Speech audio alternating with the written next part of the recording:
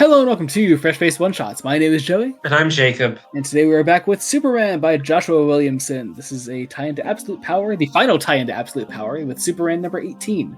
And very possibly sadly, the final issue of Joshua Williamson Superman with art by Jamal Campbell. Jamal fucking Campbell. Oh my god.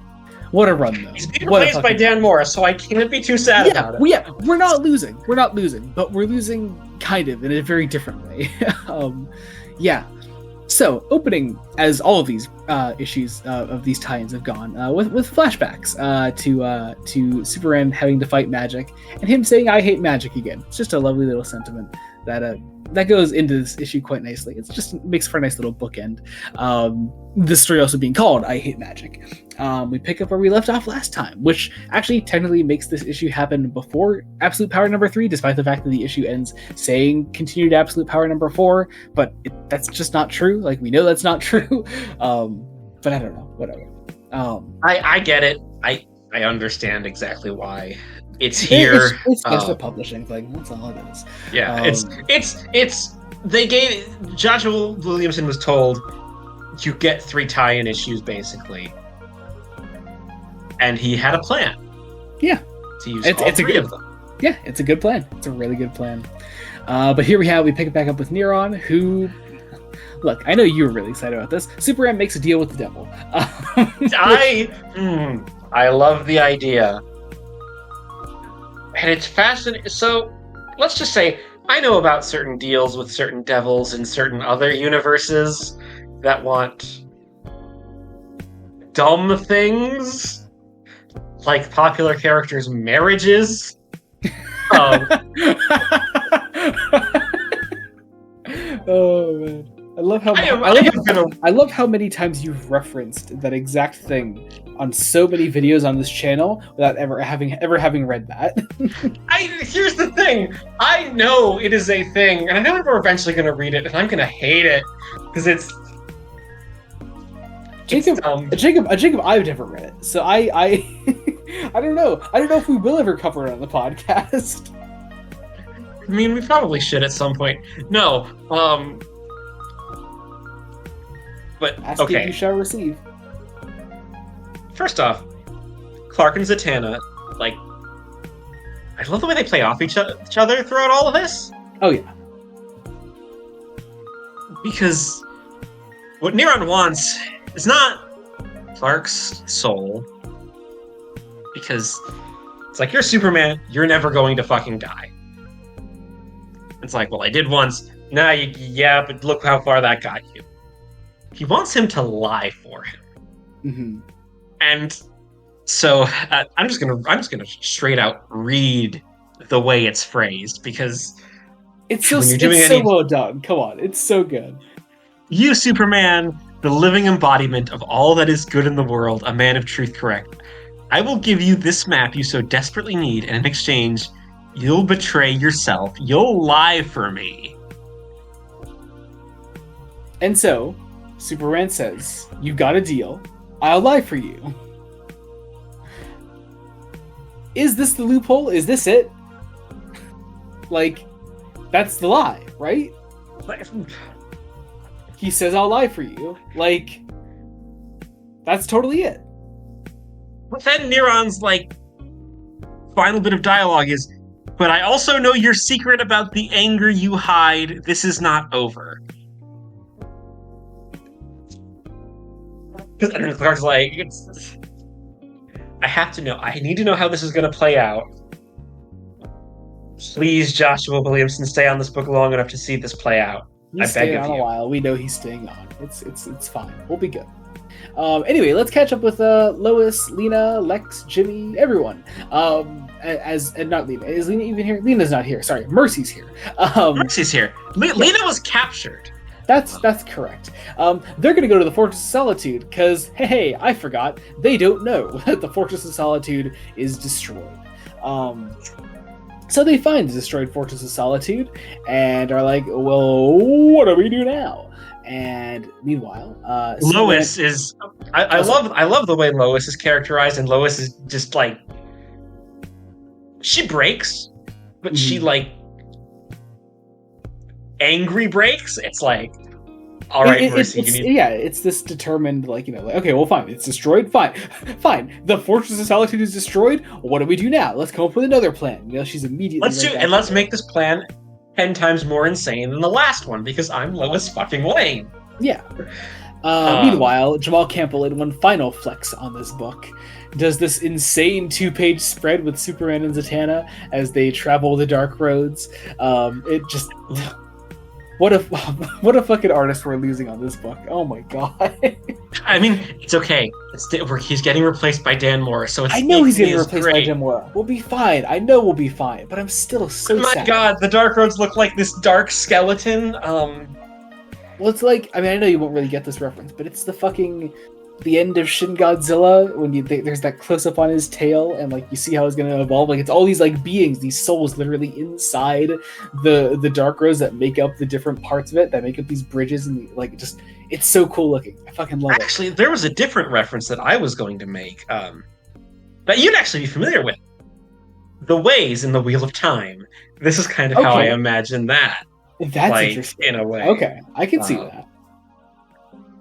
Yeah, weird that we both have oddly specific reference points. That... See, okay, so like I know you wouldn't get it, but like okay, sort of like the idea with Shin Godzilla is that he's like continually evolving, and so like the idea is that the next form of that is like other beings would sort of continue to branch off of him, and so like when he's frozen at the end, there's this close up on his tail, and you could see these like humanoid figures sort of reaching out from the end of it.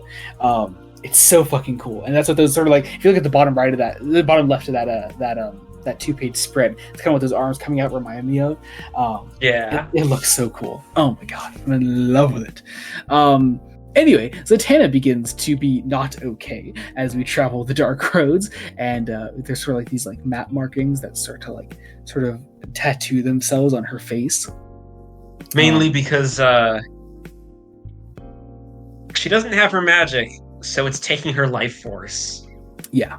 And there's also this really interesting interplay about Clark having 3 identities and Zatanna's just Zatanna. Like there's even this great line about like how like Zatanna's like just her name. Like that's just who she is. That's her superhero name. That's her real name. That's who she is. There's also a great reference to how her closest friend right now is fucking John Constantine, and who in their right mind's closest friend is fucking John Constantine. Like that's a great thing to call out. And also, for those that have been keeping up on Fresh Face Comics lore, my comic shop owner has to buy this issue now. Anyway, there's a Constantine reference. I love it. Yeah. Anyway, go to the House of Heroes, because yeah, we're gonna follow up on sort of in a weird way the death of the Justice League, which I think is also fitting because we know the League is coming back soon. So there's that. Yeah, we meet up with Dr. Light here, who's not doing so great, and we also meet up with we learn of that sort of portal to other worlds that Amanda Waller has that we saw in Absolute Power number 3. But also, I fucking knew it. I knew Mark Waid was going to do some fucking world's finest shit here, and I'm so glad I read that series. Or I should say, am reading that series. I haven't kept up with it in a little bit, but this is from the first arc. Yeah, I have seen the art of this character. So fucking cool, right? Come on. So yes, this is Han Fusion. You got a problem with that? No, I love it. It is the insane. It's the right type of insane shit. Quite literally, it's both confusing idea, but also literally the fusion of a like Han with a K, because Kryptonian naming schemes, like Kryptonian fusion. It's dumb. It's also really cool because they can literally explain away the idea of this character in 2 speech bubbles. Like it's really good. It's really succinct. It's great. And also, like, I don't know. Maybe there are like other world's finest things that I'm missing throughout the rest of the event. Like maybe in like Task Force 7 or something like that. But I love that this happened in a Joshua Williamson book and not one of the Mark Waid books of this event. So just weird. I don't get it, but cool nonetheless. We're also very much implying that like this is like a version of them from Earth 3 that like never came apart, I think. Because it's very also heavily implied that the World's Finest story happened in main continuity. Yeah, that's sort of always been the idea, which I'm like, I don't know. I always kind of thought that Mark Waid was going to try to turn into another universe thing, but it's fine. Either way. Oh, because Mark Waid is now playing around with the multiverse, and Josh Williamson is helping.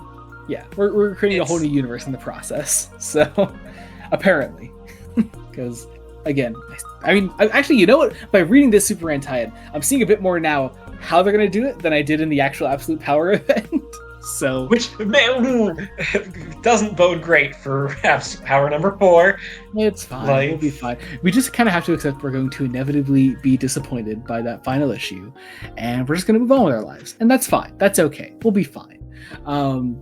Anyway, we find out this guy, and as we escape the House of Heroes, in this grand explosion back in the destroyed Fortress of Solitude, returning to Lois Lane is of course Superman. And basically this map will take, like, Zatanna gives the map to Clark to take him wherever his heart truly wants to go.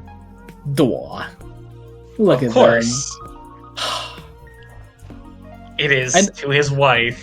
We've been saying it from like the first fucking issue of this run, but my god, I just love watching Joshua Williamson write Clark and Lois in love, and also specifically watching Jamal Campbell draw Clark and Lois in love, because no one does it like Campbell, man. I'm gonna miss this guy so much on this book. Oh my god, so good. So it's sad, so sad. But anyway. Yeah, also we're basically leading direct. This then leads directly into Absolute Power number 3 at the end. Yeah, because that's where we sort of saw him and John together in Absolute Power number 3. So, really, we already saw where all this leads, I guess. But whatever, it's fine. We'll be fine. It's okay. Yeah. They're going up to save John because, But wait, there's more, because I actually forgot this was happening again. Doomsday shit is happening again, and literally next month. Oh, there's so much weird shit happening next month. Wonder Woman's having a baby, and Superman's fighting Doomsday again, just after getting out of the black suit. I've got to ask what the hell is happening with Batman right now. I don't know what Batman has coming up next, actually. I haven't read any of the teases that Zdarsky has been doing. I probably should. But whatever. He's staying on the book. That's all I need to know, because Zdarsky has been fucking crushing it. But all that said, I think that does it for this issue. Check out other Fresh Face one-shots we do. We cover this, obviously. Wonder Woman by Tom King. Batman the Brave and the Bold by Various, because, anthology. And, of course, next month we're finishing Absolute Power with the final issue, the Summer DC event of 2024. We're also finishing Batman Death in the Family, Robin Lives, the final issue of the miniseries, exploring the possible future in which Jason Todd survived. We've also started covering Batman The Long Halloween, The Last Halloween. I hate saying that full title. We have the Zero issue out. Our video on that came out just a few days ago. It's a reprint of the Long Halloween special, but also really cool to sort of recontextualize it as a Zero issue to The Last Halloween. So check that out. Really cool. Also, if you just haven't read the special since it came out, just please do that, because it's such a good issue. I was reminded of that today, and it's so good. We also cover Uncanny X-Men by Gail Simone, and myself, on Fresh Face Solos, I cover X-Men by Jed McKay. And it has a crossover event coming up with Uncanny in December, so we're turning that into one-shots for a month and a half. It's a whole thing. Keep up if you can. I don't know if I can. Also, the main podcast, Fresh Face Comics. Today's when this comes out, Sunday. So tomorrow we have the first episode of Flash Fall coming out. We're doing 3 episodes of Flash, finishing the New 52 Flash run, all of Manipul, Bucalato, Rob Venditti, and Van Jensen, all in 3 episodes. It's going to be great and hectic and a lot. So check that all out. Also, our link trees will be in the description below. You can follow us wherever you want to follow us. Subscribe to the channel, Blooded Studios, and I think that about does it. So thank you all so much for watching. Until next time, this has been Joe Morgan, Jacob Licklider. Goodbye. Goodbye.